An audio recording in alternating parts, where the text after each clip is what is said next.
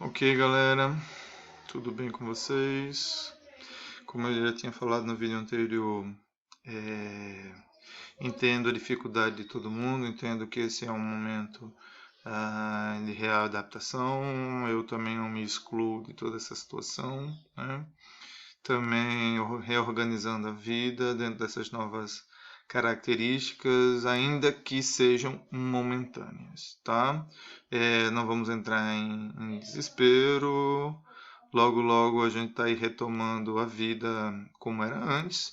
E até é interessante que a gente retome a vida melhor do que era antes. Para isso, colocar a nossa cabeça no lugar, voltar a estudar, se ocupar neste momento é uma boa alternativa, né, para a gente cuidar da nossa saúde mental, da nossa saúde, do nosso bem-estar, a gente ficar em casa se ocupando e se preparar também, né, para uma jornada seguinte. Então, vamos retomando as nossas aulas, como a gente já fazia todas as quartas-feiras, mas vamos agora num formato, e por enquanto nesse formato de EAD, né? A ideia é que esses primeiros assuntos que a gente vai rever sejam assim, com aulas gravadas, vídeos disponibilizados, mas quando a gente for entrar em assuntos novos, a gente for avançar para novidades, a gente já tente fazer a aula no horário normal da nossa grade, com a participação de vocês online em tempo real, e para aqueles que não puderem, claro, o conteúdo fica gravado para estudarem em um momento mais oportuno, né? Então, e isso aí também serve para aqueles que perderam alguma parte, não entenderam alguma parte. Vamos aproveitar para revisitar esse nosso conteúdo, né? Vamos começar hoje, agora, nesse exato momento, vamos começar relembrando, afinal, o que é terceiro setor, o que é esse lance de terceiro setor, qual a diferença, primeiro, segundo, que forma é essa de classificação, para que a gente possa retomar a nossa disciplina. Bom, a ideia de terceiro setor é uma forma de classificação de mercado, foi estabelecido nos Estados Unidos, com uma forma de separar, né, o tipo de produção e oferta, né? E aí foram definidos dentro desse tipo de definição, isso por volta dos anos 50, 60, três setores de atuação no mercado. O primeiro setor seria justamente o Estado, né? E suas atividades sociais para cuidar das pessoas. O segundo setor é toda a indústria e comércio, enfim, todo o setor privado, empresas, organizações voltadas para a obtenção de lucro ao entregar produtos, experiências, serviços a um mercado. E o terceiro setor seria justamente um tipo de organização independente, privada, ou seja, possui pessoas responsáveis, mas que a sua atividade fim ela não é nem voltada para o mercado e ela nem é orientada para gerar lucro, mas sim para uma espécie de serviço social. Então, ela nem é primeiro setor, porque ela é Estado, ela é independente, e nem é segundo setor, porque ela não é um tipo de empresa ou de instituição ou de organização que visa, ao final, ter lucro, né? Então a gente pode dizer, como vocês estão vendo no videozinho aí em cima, que o terceiro setor pode ser definido como um conjunto de atividades de interesses públicos espontâneos, não governamentais e não lucrativos, realizados em benefício geral da sociedade, independentemente dos demais setores, ou seja, Estado e mercado, embora possa ou deva receber deles uma colaboração, um apoio, né? A gente observa, portanto, que dentro dessa definição, é importante a gente não esquecer que o terceiro setor ele se caracteriza por serem instituições, como eu falei, particulares. ONGs, associações sem fins lucrativos, associações de bairros, de moradores, cooperativas sociais, né? São formas de organizações que possuem um dono, um proprietário, um conjunto de associados que são responsáveis pela sua administração, enfim, né?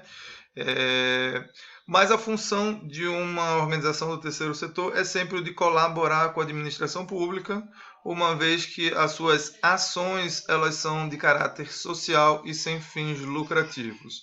Ou seja, a gente está falando de instituições que podem ajudar a população em questões de saúde, em questões políticas, de trabalho, de educação, de esporte, de lazer, né? Sempre orientada para o não lucro, mas sim para o benefício das pessoas. A gente pode dizer também que elas são autônomas, independentes, ou seja, não estão vinculadas necessariamente a políticas, a política ou ao Estado, né? Ou seja, ela não segue regras ou normas, mas precisa se adequar a isso para poder também, de uma certa forma, receber, isso a gente vai falar mais lá na frente, receber o apoio até das políticas públicas do Estado, mas também das próprias empresas hoje que têm o maior interesse em demonstrar para a sociedade algum tipo de atividade de responsabilidade social, né? E por fim a gente vai dizer que as instituições de terceiro setor são de interesse coletivo, ou seja, não são do interesse de um empreendedor apenas, né? Ainda que possa partir da ideia de uma pessoa com caráter empreendedor organizar algum tipo de associação que auxilia as pessoas, ela tem que ter um interesse coletivo. Uma vez que ela não tem lucros, ela pode contar com voluntários, colaboradores, ou seja, organizações de terceiro setor possuem uma missão social muito bem definida, no qual várias pessoas acabam podendo se engajar, colaborar, auxiliar, ajudar, né? Ficou claro isso? Bom, então vocês me perguntam, mas que tipo de instituições podem ser entendidas como organizações do terceiro setor? A gente está falando aí de associações, associações de bairros, de moradores, de comunidades, associações de todo modo sem fins lucrativos, voltados para ajudar o desporto, o entretenimento, atividades sociais, religiosas, culturais, né? As fundações se diferenciam das associações porque geralmente elas têm algum tipo de equipamento físico já que acaba sendo utilizado, como por exemplo um prédio, uma casa, um conjunto de equipamentos que possam ser utilizados para receber as pessoas e ter esse tipo de serviço. Mas a gente tem aí as organizações religiosas, né, como ministérios e grupos religiosos que também acabam se organizando e auxiliando a comunidade, como as santas casas, os hospitais beneficentes de caráter religioso, os ministérios religiosos que se organizam para auxiliar de diversas formas pessoas menos favorecidas, e até mesmo a ideia das cooperativas sociais, ou seja, cooperativas que ajudam a orientar produtores de subsistência de pequenas regiões e tal, fortalecendo o trabalho deles como uma forma de fortalecê-los como empreendedores dentro de um mercado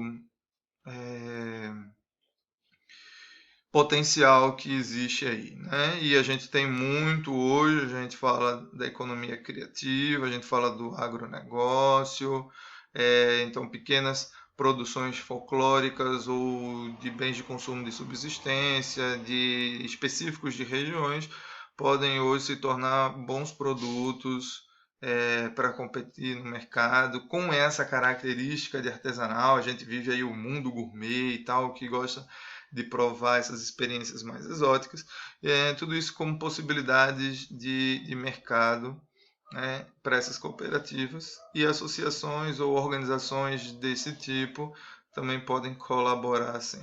É claro, acho que o maior exemplo aí de organizações do terceiro setor são as chamadas ONGs, né, organizações não governamentais, que também existem hoje em grande quantidade no país e que atuam em diferentes áreas. Além disso, a gente pode acrescentar, talvez, dentro dessa lógica de terceiro setor, as instituições que vão aparecendo com o termo de empreendedorismo social, que embora até sejam vistos como instituições que podem ter lucro, esse lucro é sempre uma consequência do resultado das suas práticas, nunca é a finalidade. A atividade social sempre é o que se evidencia mais claro dentro das suas práticas, né? Então a gente, com isso, a gente revisa a parte mais importante, que foi a nosso primeiro encontro, que foi falarmos sobre organização do terceiro setor, né? Então, como a gente explicou, é uma forma de classificação que surge há muito tempo atrás, ainda nos Estados Unidos, pós Segunda Guerra Mundial, ao se evidenciar um crescimento de mercado desse tipo de instituição, ou seja, gerando um esforço, um benefício na economia, e aí a academia começa a estudar esse terceiro setor e a valorizar esse terceiro setor. Por outro lado, o próprio terceiro setor começa nos Estados Unidos a se organizar e atuar como o segundo setor, se adaptando, entendendo que a sua atuação precisava de uma gerência profissional, né? Isso foi depois incorporado pelos europeus e por volta dos anos 90, começo desse século, chega ao Brasil com um apelo político forte, com abertura de mercado, e hoje faz parte, né, de uma agenda de pesquisa, de entendimento de diferentes áreas das humanidades, mas também faz parte hoje das políticas públicas nacionais em diferentes instâncias e é uma realidade de mercado, né? Haja vista a quantidade de instituições, de organizações classificadas como terceiros setores, né? Vale pena a gente lembrar então que o terceiro setor não é o Estado e não é o mercado, é de fato um terceiro tipo de negócio, um negócio privado, cuja finalidade é auxiliar demandas sociais das mais diferentes possíveis, sem a finalidade de lucro, né? A gente então vai deixando esse primeiro vídeo aqui, lembrando nosso primeiro encontro, e no próximo vídeo a gente revisa algumas questões com relação à nossa segunda aula, que foi uma revisão mais detalhada dessa evolução histórica brevemente mencionada aqui, ok? Até lá!